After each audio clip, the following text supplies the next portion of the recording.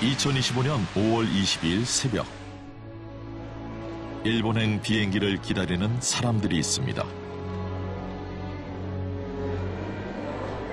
조서의 탄광 수몰사고 희생자들의 귀환을 위해 힘써온 대한불교 관음종의 스님과 불자들입니다. 이 조서의 탄광 고인들이 빨리 햇빛을 보고 고향 땅으로 올 수 있는 그런 기대를 가지고 계속 이 행사를 추진하고 있거든요. 아마 머지않아 고향 땅으로 오는 그런 쾌거가 꼭 이루어지리라고 생각을 하면서 이번 행사도 지금 준비를 하는 것 같아요.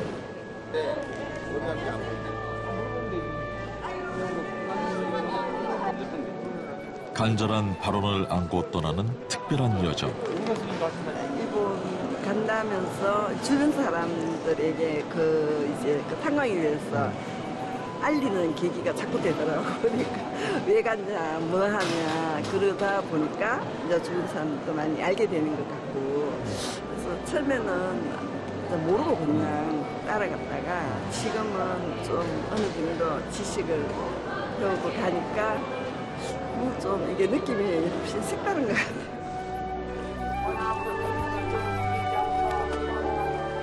일본 야마구치현 우베시. 수몰 희생자들의 유해를 품은 채 83년 동안 방치되어 온 조세의 탄광을 한 해에도 몇 번씩 찾아온 한국의 스님과 불자들이 있습니다. 광복 80주년을 맞은 올해는 조세이의 눈물이라 불리는 구슬픈 비를 맞으며 조선인은 물론 일본인까지 183명의 이름을 한 사람 한 사람 불러주었습니다. 차가운 바닷속에 83년째 수장되어 있는 애달픈 혼령들이 잠시라도 위로받길 바라며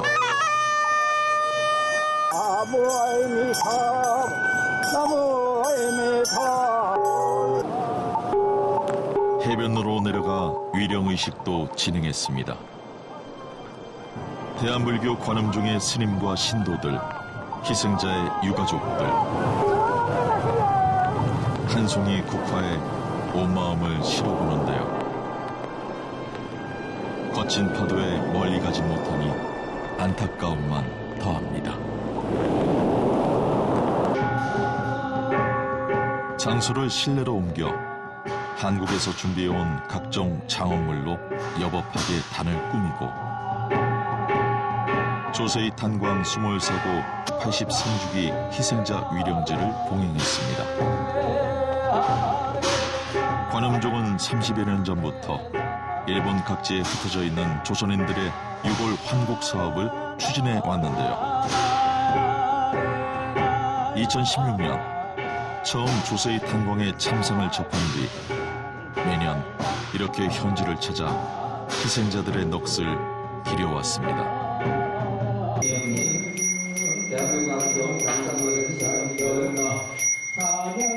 고국에서 온 스님들의 정성 어린 위로에 부디 얼어붙어 있던 마음 녹아지고 억울하고 비통한 마음도 모두 쉬어지기를.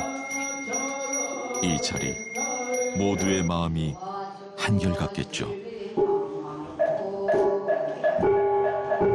억울하고 비통한 그 세월을 상기해보면서 여러 대덕 스님들과 인연 있는 불자님들이 함께 모여서 조서의 탄광이 하루빨리 발굴되기를 희망하고 끝끝내는 183명의 그 영가가 고향 땅으로 갈 수 있는 그러한 시기가 꼭 오리라고 생각하면서 이 원력이 성취되기를 바람하지 않습니다.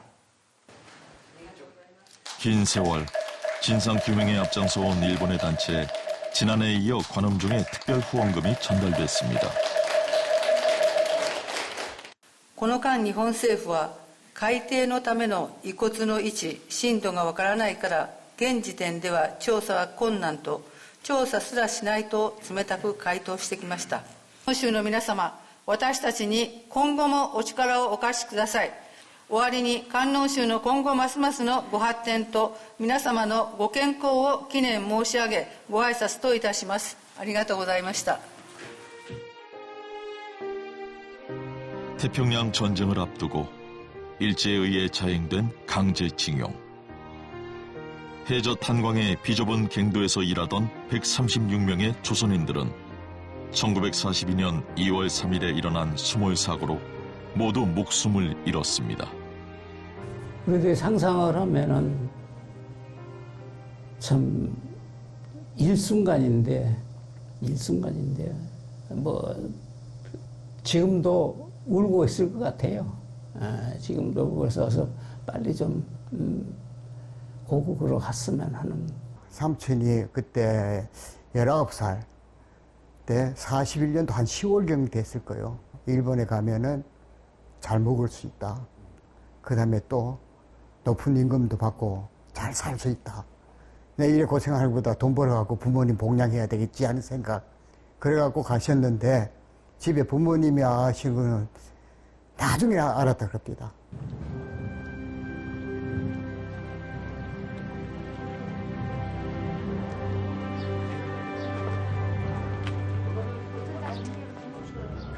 안타까운 사고 후 일제와 회사에 의해 갱도 입구는 봉쇄되었고 가까운 서광사에 희생자의 위패만이 보관됐습니다.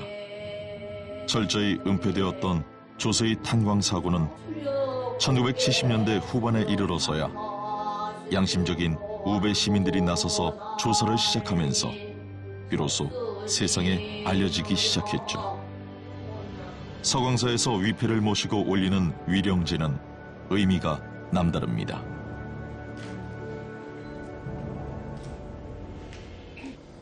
私の祖父、おじいちゃんが悲惨な大きな事故のあった時にこちらにご安置してありますお位牌を書いたと聞いております。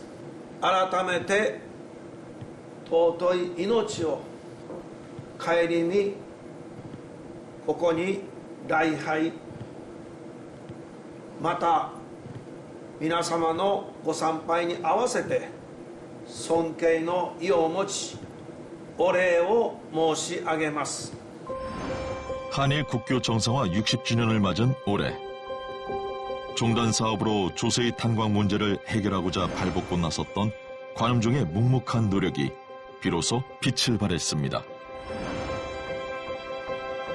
지난 8월 말 처음으로 유골 4점이 발견돼 지상으로 나올 수 있었습니다. 83년 만의 일이었습니다. 얼마 전 현장 발굴에서 희생자 유골이 발견되었다고 하는데 여러분들이 노력하셨지만은 관음종과 홍파 큰스님의 노력이 없었으면 이렇게 관심이 지금까지 지속되어 오지도 않았고 이런 성과가 없었을 것이라고 생각합니다. 이게 부처님 언덕이고 이때까지 관음종단에서 홍파스님 예하 신도분들하고 큰 스님들이 와갖고 위령제 지내준 공덕 아니겠느냐. 참 불공 많이 해갖고 우리 유골들 편안하게 극락왕생하고 그 유골이라도 한국에 올 수 있도록 좀 불공 부탁드리고 싶네요. 예.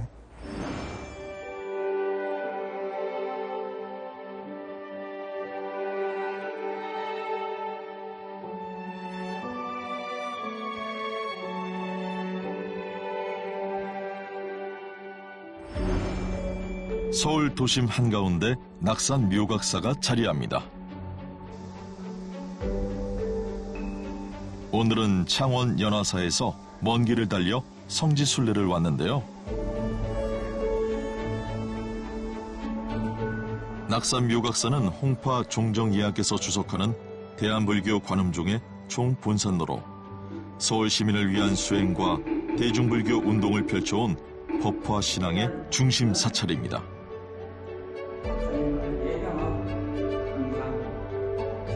올해 창종 60주년을 맞이한 대한불교 관음종. 그 원력의 역사를 여신 분은 근현대 한국 불교의 큰 스승 태허 홍선 조사 스님입니다.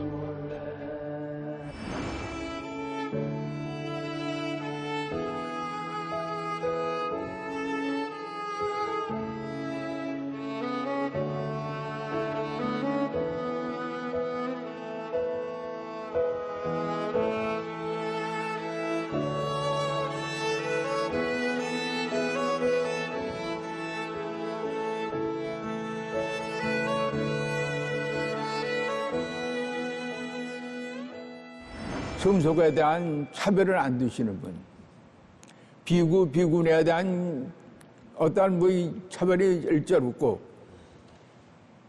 보살과 신도와 스님과 모든 것을 다 일심동체로 하나로 보시고 제도하시는 그것이 평등사상을 이끄는 부처님법의 얼마나 훌륭한 가르침냐를 느꼈습니다. 가르침과 그 사상이 남다른 분이다. 항상 보면 목소리도 아주 카랑카랑하시고 조사스님 법문을 들으면 정신이 나죠. 예, 귀에 쏙쏙 들어오게 참 목소리도 깔끔하시고 카랑카랑하시고. 청년 시절 포목상을 크게 한 선친 덕분에 경제적으로 풍족했던 스님은 독립운동에도 많은 힘을 보탰다는데요. 오늘 소위 그 엿가락처럼 은을 사가지고 엿가락처럼 만들어가지고 가래떡하고 같이 이 등짐에 그걸 짊어지고 중국을 가면서 임시정부에 전달하고 뭐 독립자금에 보탬을 주는 그런 역할을 이제 하셨다고 합니다. 서울 시내 다방이 2개가 있었는데 이 다방 2개 중에 하나가 뭐 멕시코 다방이라든가 뭐 시카고 다방이라든가 하여튼 그러는데 그거를 매입을 했어요. 조사 스님이. 그냥 집에 돈이 많으니까는 그걸 매입을 해가지고 거길 이제 사랑방처럼.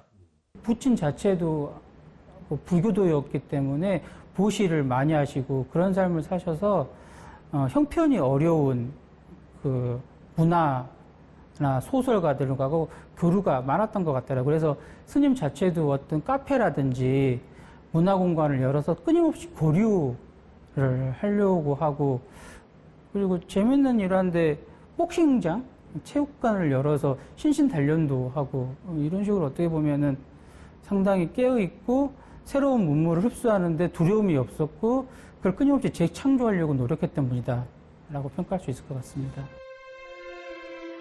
순천 서남사는 태허 스님이 경운 원기 선사를 은사로 출가 득도한 도량입니다. 경운 선사는 당대에 손꼽히는 대강백이었는데요. 지금의 조계사, 당시의 각황사에서 처음 선사를 뵙고 깊은 감명을 받은 태허 스님은 훗날 서남사를 찾아가 선사께 경전을 배우고 수행에 몰두했습니다.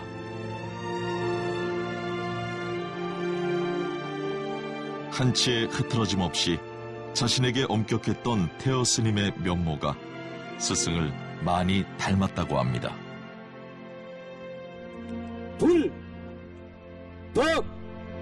승!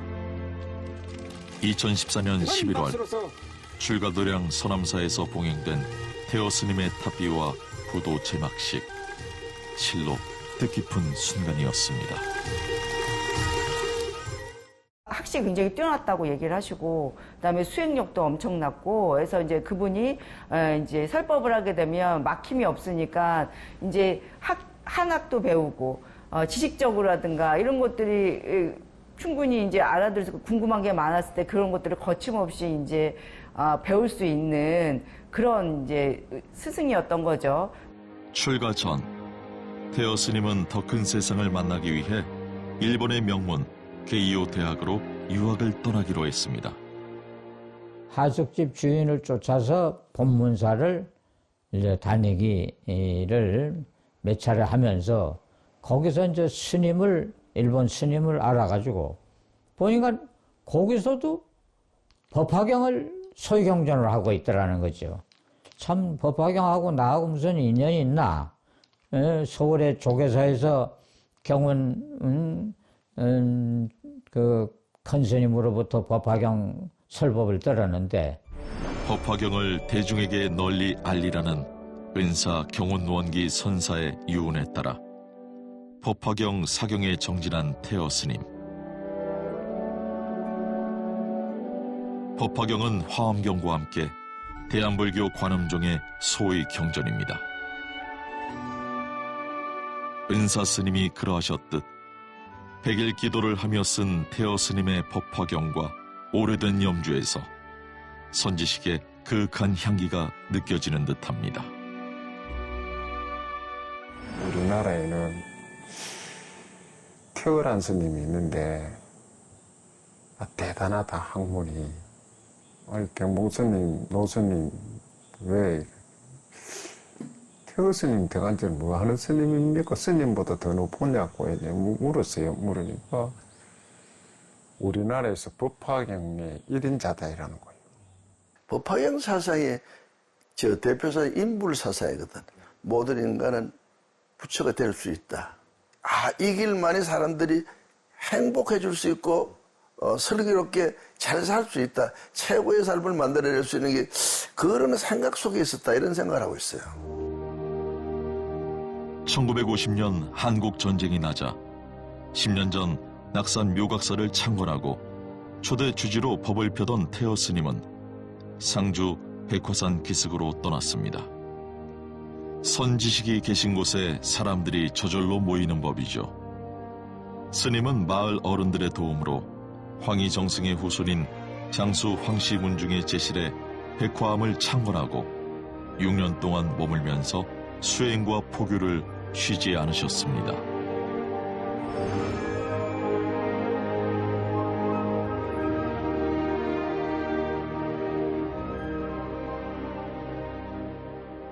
피난을 가셨으니 뭐가 있으셨겠어요? 없으셨겠죠. 그런데 이제 상자들은 큰 스님을 따뜻한 방에서 주무시게 해드리고 싶고 또 따뜻한 공양을 올리고 싶고 그런 마음에 아마 이제 막 어디 가서 막 이렇게 나무 쪼가리라도 좀 이제 가져오고 막 이제 그러셨던 모양이에요. 그랬더니 큰 스님이 내려오시더니 막 호령을 하셨다는 거예요.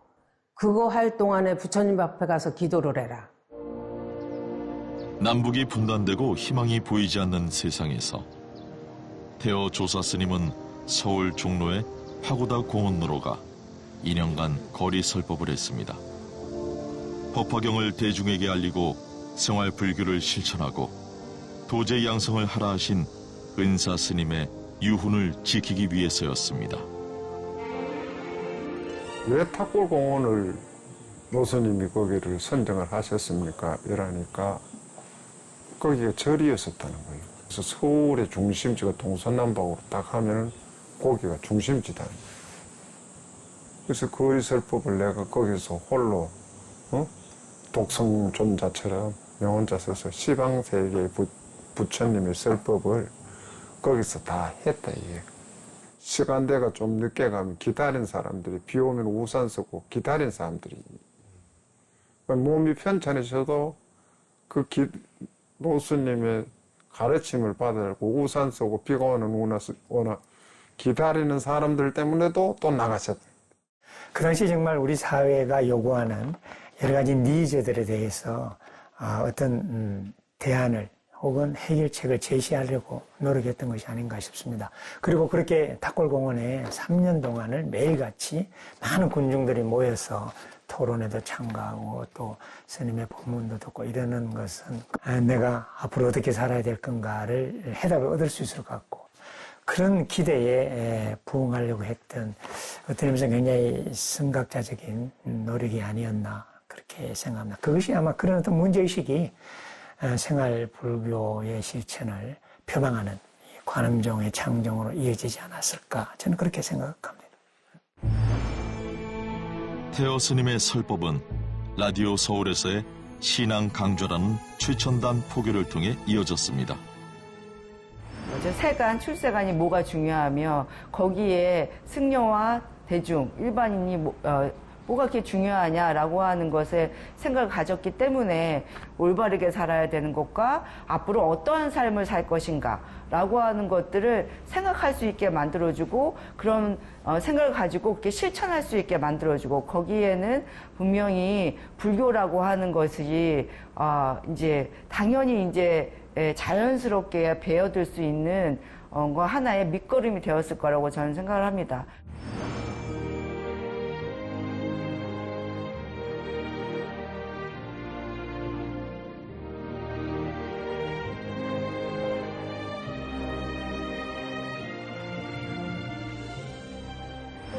(1954년) 이승만 대통령이 전통 사찰에서 대처성은 물러가라는 요지의 유시를 내린 이래 불교 정화운동의 열풍이 불었습니다. 비구승과 대처승 양측 모두 덕망과 학식이 높은 태어 조사 스님을 모시기 위해 무던히 애를 썼지만 스님은 부처님 일불 제자이니 하나로 가야 한다. 수행정진 잘하는 것이 중요하지 승속도 필요 없다라고 하며 흔들리지 않고 당신의 길을 걸었습니다. 바로 1965년 대한불교 관음종의 전신인 대한불교 불입종의 창종이었습니다. 종지인 불지직연 계시오입의 첫자와 끝자를 딴 불입, 내가 불에게, 불이 나에게 들어가는 불입, 아입의 사상을 바탕으로 비구, 비구니, 승과 속, 어디에도 차별을 두지 않고 실천 불교를 생활화하는 새로운 대승종단의 출발이었습니다.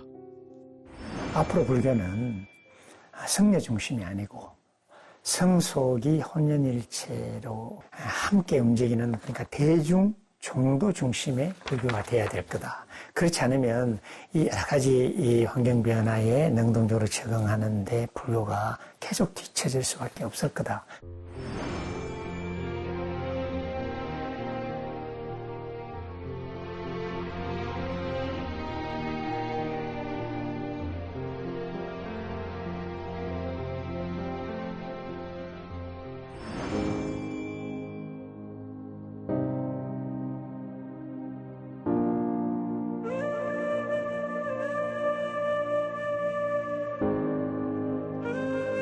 대한불교 관음종은 대각국사 의천 스님을 종조로 하고 대각국사의 뿌리를 이은 경운원기 선사를 은사로 득도한 태어 대종사를 계산조로 하는 종단입니다. 소위 경전은 법화경과 화엄경이고 제1세 종정 태어 홍선 예하, 제2세, 제3세 종정 백상 경조 예하, 제4세 종정 철운 종현 예하, 제5세 종정 운호 대천 예하, 제6세 종정 운공 해웅 예하,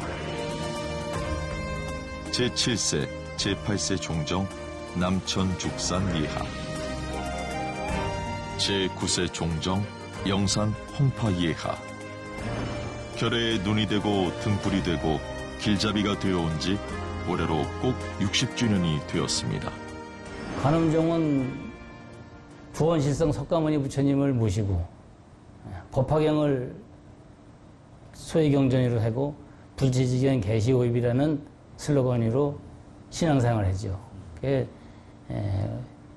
우리 종단은 승속이 일체가 돼서 생활불교를 실천하면서 깨달음을 얻어서 부처님 지견에 들자 하는 종단이죠. 부처를 선발하는 도량 선불장, 대한불교 관음종의 미래를 열어갈 스님들을 교육하는 곳입니다. 종단에서는 삼위와 삼인이가 되는 득도 교육과 비구와 비구니가 되는 구족계 교육, 스님들을 위한 정기 교육을 진행하고 있는데 모든 교육 과정을 이수한 관음종 스님들은 전국 각지에서 부처님 가르침과 태어 조사 스님의 가르침을 바탕으로 기도하고 수행하고 나누면서 부처의 지혜와 식견을 열어 보이고 깨달아 들어가게 하는 실천 불교를 널리 선양하고 있습니다. 거짓말하지 않는 불마허계를 지키겠는가? 네. 불음주계를 지키겠는가? 네. 제가 불자를 위해서는 수계법회를 엽니다. 5계를 지키겠다는 맹세와 함께 새로운 법명을 받으니 이 세상에 새로 태어난 듯 마음이 가볍고 불자답게 살겠다는 원력이 더욱 굳건해집니다.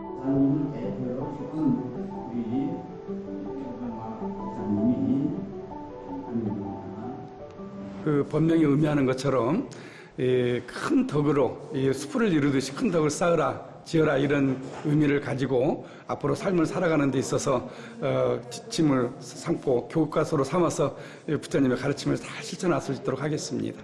뭐 엄격하지 않고 자유롭고 편하게 이렇게 뭔가를 규율에 꽉 맞춰서 뭐를 해야 되는 건 아니고 너무 편안하게 스님들이 해주시니까 그냥 뭐를 해도 기꺼이 한 사람이 일당백이에요. 한 사람이 모든 걸 그런 게 너무 보이거든요. 기꺼이 하다 보니까 누구나 다 기꺼이 나만 그렇게 하는 게 아니라 그렇게 하다 보니까 교과서가 가족같이로 언니 뭐 동생 해가면서 잘 가는 것 같아요.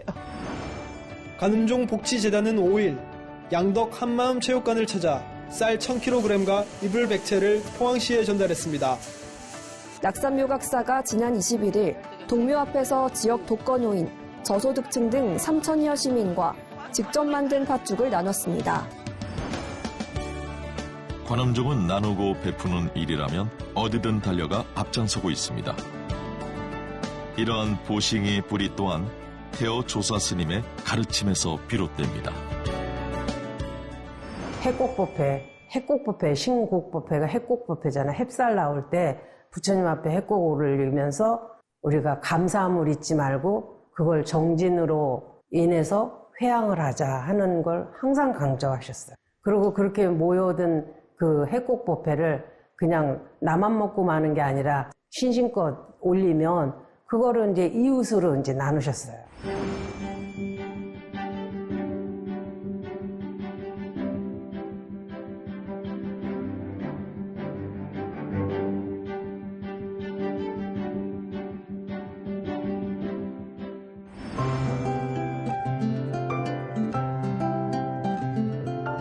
전국 각지에는 실천 불교를 통해 부처님의 지혜와 지견을 열어보이며 중생을 깨달음으로 이끄는 많은 관음종 사찰과 스님들이 계십니다.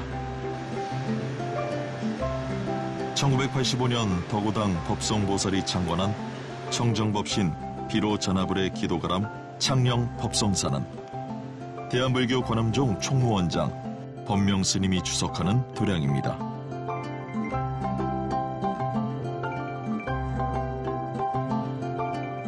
법명스님은 관음종 포교원장과 중앙종의 의장을 역임하셨으며 40년 넘는 교정봉사의 공로를 인정받아 국민훈장, 동백장을 수운하기도 했습니다.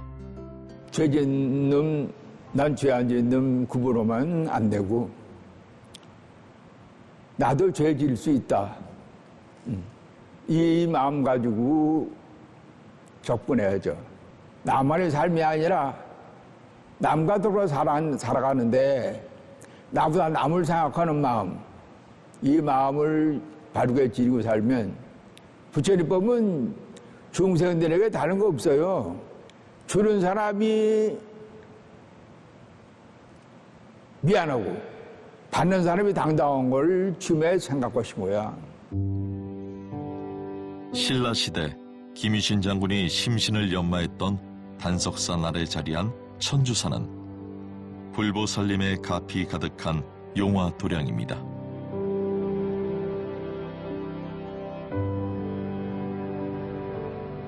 관음종 교육원장 도선 스님이 주석하며 후학 양성을 위해 불철주야 애쓰고 있는 교육 도량이기도 하죠. 스님에게 태어 조사 스님은 언제나 바른 길을 알려주시는 참으로 감사한 선지식입니다. 저는 노스님의 이제 그 가르침이 유훈을 책자로 남겼으니까 거기에 보면 시대에 따라서 흐름에 맞춰가 가라는 포교의 방법을 제시해 놨거든요. 가장 키 포인트는 서로가 하나가 돼가 가라는 게였거든요. 하나의 깨달음도 네 혼자서 깨달음을 얻어서는 안 된다는 거고, 승과 사가 함께 논의를 된다. 도심 속 주택가에 자리한 진주 약사정사는 오가는 사람들 누구나 쉽게 관세음 보살님을 뵐 수 있는 친근한 도량입니다.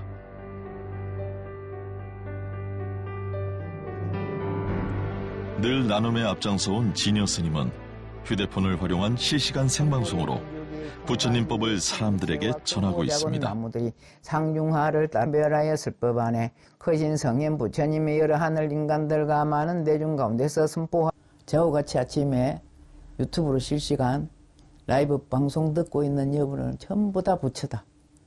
단지 어둠에 가려져 있고 때가 벗겨지지 않았을 뿐이지 마음자리만 곱게 쓰면 요 뒤에 모처는 상으로 모신 부처님이 아니라 저하고 같이 약사정서 유튜브 법당에서 공부하는 여러분들은 이미 부처다.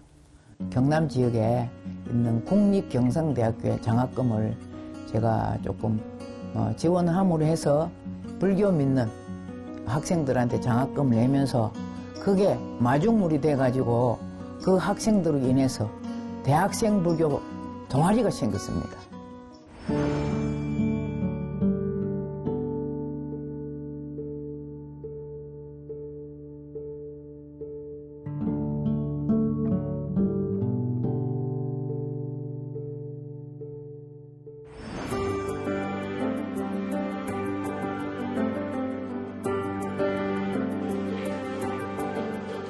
불기 2569년 부처님 오신 날, 낙산 묘각사가 사람들로 북적입니다. 외국인들이 많이 찾기로도 유명한 낙산 묘각사인데요. 아이고, 야, 똘똘하구나. 오늘 인사하러 모처럼 왔는데, 인사 스님, 인사. 안녕하세요. 잘생겼다, 녀석. 귀여운 부처님이 출연해서 아이들과 사진도 찍어주시고 아기 부처님을 씻겨드리는 관욕식으로 내 마음의 때도 씻어냅니다. 홍파 종정예약께선 경사로운 날에 맞게 대중에게 특별 법문을 들려주었습니다.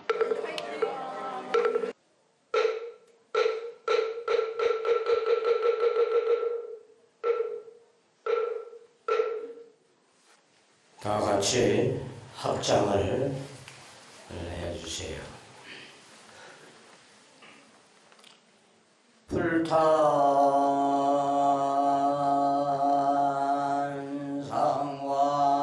불탄상왕 조세간 만영종기 기자신 견성방지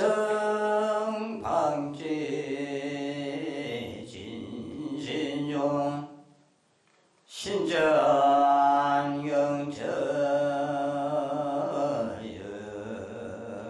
의불이나 나무성아무니 불탄성광조색아니라 부처님 오신 날에 이 성스러운 빛이 온 세상을 비추고 있구나. 만영종기 기자심이라 모든 생명 있는 존재의 귀함이 그 자비심으로 일으켰느니라. 견성방지 진신종이라 자기 성품을 본 뒤에야 참된 믿음의 씨앗을 알게 되는데 신전정처의 이불이로구나. 믿음의 밭을 가꾸는 그곳에서 당신은 그대로와 부처님이라.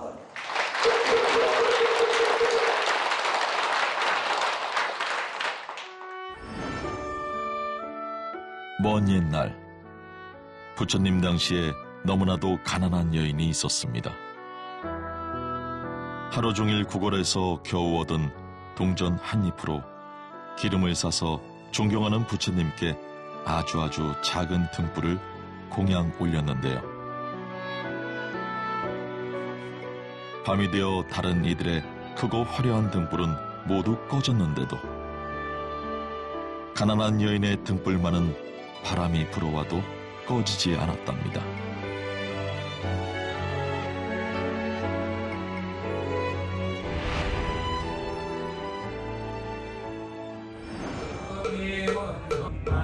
낙산 묘각사에도 경전 속 가난한 여인의 등불처럼 비바람에도 꺼지지 않는 유등이 있습니다. 태어 조사 스님께서 1936년부터 시작해 80여 년을 이어온 관음종의 유등법회. 아름다운 불꽃을 따라 사람들의 마음에도 등불이 밝혀지고 평화와 행복의 등불은 대한민국으로 세계로 번져갔습니다. 1970년도에 바로 이 묘각사에서 대한불교 총연합회가 발족을 했어요.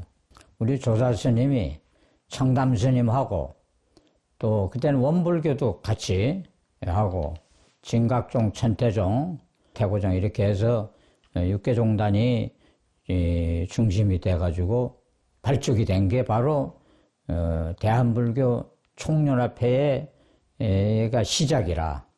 그것이 이제 발전하면서 이제 1980년도 들어와가지고 한국불교 종단협의회로 이제 말하자면 정관이 바뀌면서 법인을 사단법인으로 이제 만들고.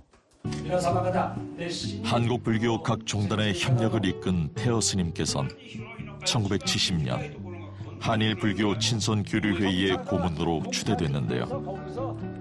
그 뜻을 이은 홍파 종정이하께서는 1980년대 초반부터 한일불교 교류에 앞장서며 지금의 한일불교 문화교류협의회가 세계적인 단체로 자리 잡기까지 수많은 공을 남겼고, 특히 한일수교 50주년인 2009년 여주 신력사에선 과거사에 대한 일본 불교계의 진정어린 참회의 마음을 새긴 인류화 공생기원비가 세워지기도 했습니다.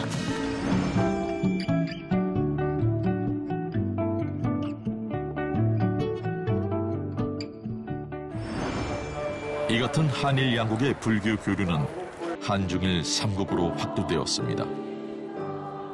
1995년 한중일 불교 5호 교류회의가 처음 개최된 이래 국경을 초월한 대화합의 장이 오늘날까지 이어지고 있습니다.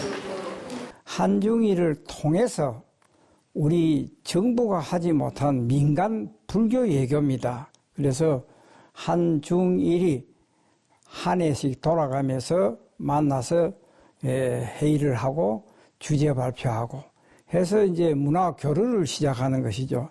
거의 첫 번째가 1995년도 시작인데 그때는 중국의 조박조 그 큰 어른께서 시호가 황금유대라는 이름으로 중국과 한국과 일본이 소통해서 우리가 동북아 민생 중생을 구제하자는 뜻으로 시작해서 지금까지 봉행해오고 있는 건데, 정치적으로 못하는 거 우리가 같이 아우르고 같이 손잡고 한 일불 제자로서 갈 수 있다는 거 자부심을 갖고 있습니다.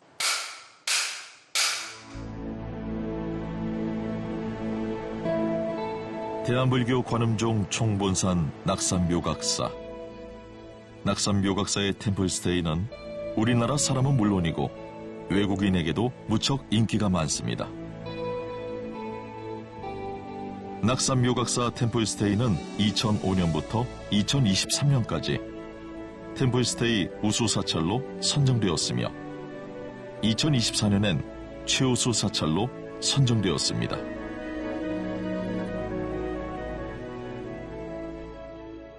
지금 우리나라가 K-팝이라든지 여러 가지로 전 세계에서 이슈가 되고 있는데 그들이 왔을 때 한국의 진짜 문화를 배우려면 한국의 템플스테이를 경험할 수 있게끔 해야 된다라고 생각하시고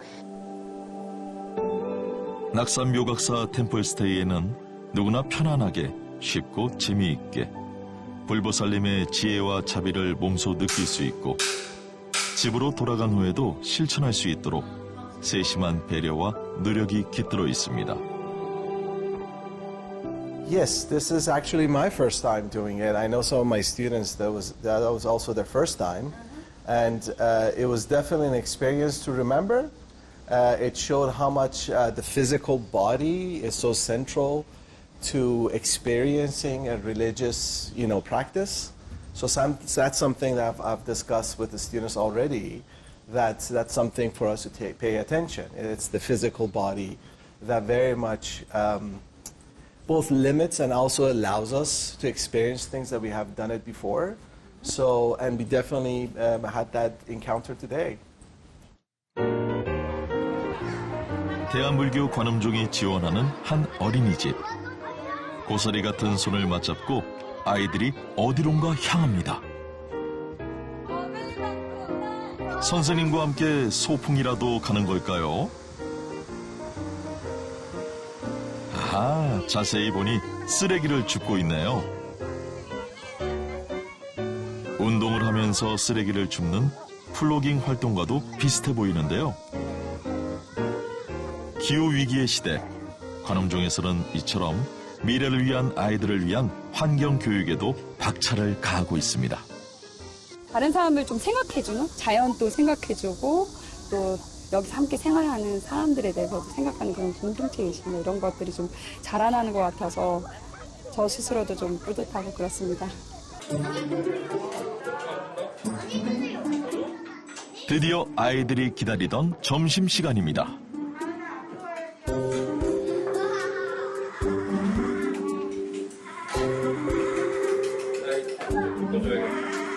이 음식은 어디에서 왔을까? 오늘 내가 한 행동으로는 받기가 부끄럽습니다. 착하지 않은 마음을 버리고 몸을 건강히 하는 약으로 알며 지혜로운 어린이가 되고자 이 음식은 감사하는 마음으로 먹습니다. 맛있게 먹는 모습을 보니 배가 많이 고팠나 본데요. 편식하지 않고 남김없이 깨끗하게 잘 먹는 아이들을 보니 얼만큼 어른들이 관심을 주고 교육으로 잘 이끌어주느냐가 얼마나 중요한지 새삼 느껴집니다. 선택이 아니라 필수다. 하지 않으면 우리는 어쩌면 지옥과도 같은 그런 환경을 우리 미래 세대들한테 넘겨주는 꼴이 될 수밖에 없다. 그러면은 너무 부끄럽지 않을까? 요걸 한번 되새겨 봤으면 좋겠습니다. 예. 대한불교 관음종 대본산 인천 흑륜사. 이곳에선 매우 이색적인 법회가 열립니다. 국내에 거주하는 베트남인들을 위한 특별 법회인데요. 이번엔 고국에 있는 가족의 평안을 기원하는 가족 법회를 개최했습니다. 각자의 사연으로 10년 이상 땅 설고 물 설은 타국살이에 지친 베트남 사람들에게 흑륜사는 더없이 소중한 의지처가 되어주고 있습니다.